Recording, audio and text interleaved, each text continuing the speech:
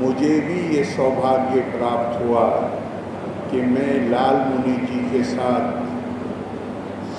संसद का सदस्य था और मैंने उनको वहाँ वो जिस तरह बोलते थे, काम करते थे, वो देखने का सौभाग्य मुझे भी मिला।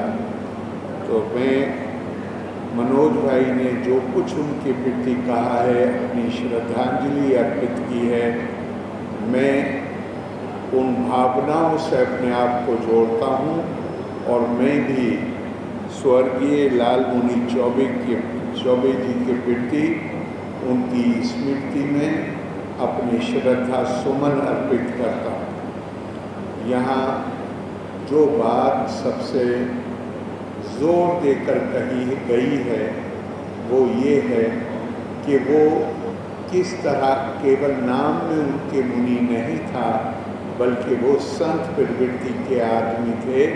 बहुत सादगी पूर्वक उनका जीवन था, विचार उच्च थे और वास्तव में भारत में, हमारी संस्कृति में, हमारे मनीषियों ने जो राजनीति की कल्पना की है वो उसका प्रतिनिधित्व करते थे। हमारे यहाँ कहा गया है, सर्वे त्यागा राजधर्मेषु दृष्टा, सर्वे दीक्षा राजधर्मेषु युक्ता, सर्वे विद्या राजधर्मेषु चोक्ता, सर्वे लोका राजधर्मेषु प्रविष्टा।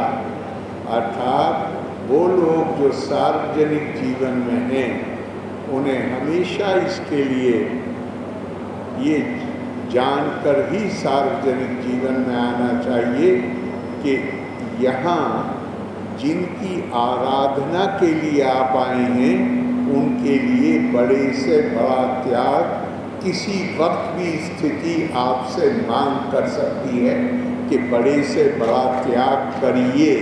और वो त्याग की प्रतिमूर्ति थे। सर्वे दीक्षा राजधर्मेषु चोक्ता। और आपके संस्कार, आपका आचरण, आपकी वाणी ऐसी होनी चाहिए कि जो नज़र आए कि आप सभ्य हैं, आप सुसंस्कृत हैं। इससे बड़ा प्रमाण क्या होगा कि लाल मुनि चौबे जी केवल उस दल के लोगों के लिए नहीं जिससे उनका संबंध था, बल्कि उनकी मित्रता दल की सीमाओं से बाहर जाकर सबके साथ थी।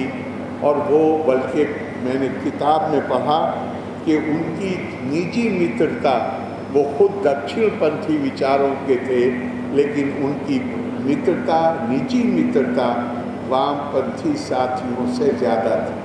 हमारे साथ भी जब भी उनसे बात होती थी, कभी सेंट्रल हॉल में उनके साथ चाय पीने का अवसर आता था, वो लगता था जैसे ये जिस तरह वो बात करते थे, मैं तो उनसे उम्र में छोटा था, लेकिन जिस तरह वो मेरे भाषण की तारीफ़ करते थे, मेरे सीट पर आके लगता था जैसे अपना कोई बड़ा है जो हमें आशीर्वाद दे रहा है, हमारा उत्साह वर्धन कर रहा है। इसी तरह वो बड़े जिज्ञासु थे, नई नई चीज़ों को जानने के लिए।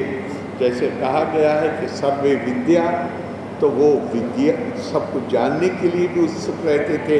और सबसे बड़ी जो बात है वो है सर्वे लोका राजधर्मेषु प्रविष्टा। सार्वजनिक जीवन में, राजनीति में जो लोग हैं, उनका धर्म ये है कि उनके लिए पराया कोई नहीं होता, चाहे अपने दल के लोग हों, चाहे वो हों जिन्होंने उन्हें समर्थन दिया है, चाहे वो हों जिन्होंने उनका विरोध किया। वो उनके दरवाजे सबके लिए खुले रहने चाहिए, उनका आशीष सबको मिलना चाहिए। और वो निश्चित तौर पर ऐसे ही आदमी थे।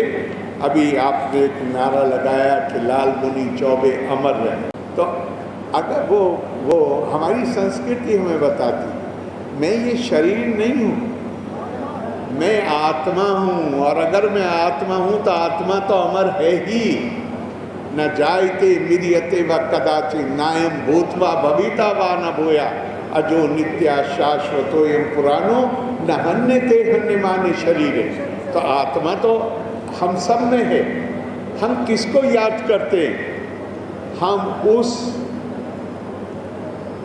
महापुरुष को याद करते हैं जिसने तप के माध्यम से, साधना के माध्यम से परमात्मा जो आत्मा के रूप में हम सब में विद्यमान है, जिसने उसका प्रकटीकरण कर लिया और जिसके अंदर वो आत्मा का प्रकटीकरण हो जाता है, उसके लिए कोई दूसरा नहीं होता। उसके लिए तो इंसान नहीं, जानवर भी, पेड़ पौधे भी, वो उन्हें भी कष्ट नहीं पहुंचा सकता। कभी भी उनके अंदर भी वो परमात्मा का रूप देखता है। मैंने जो जिन लाल मुनि चौबे को देखा है वो ऐसे ही थे और ऐसे ही थे तो अमर रहेंगे। ऐसे लाल मुनि चौबे जी को मैं एक बार फिर अपने उनकी स्मृति को अपने श्रद्धा सुमन अर्पित करता हूँ। लोका समस्ता सुखिनो भवन्तु। धन्यवाद। जय हिंद।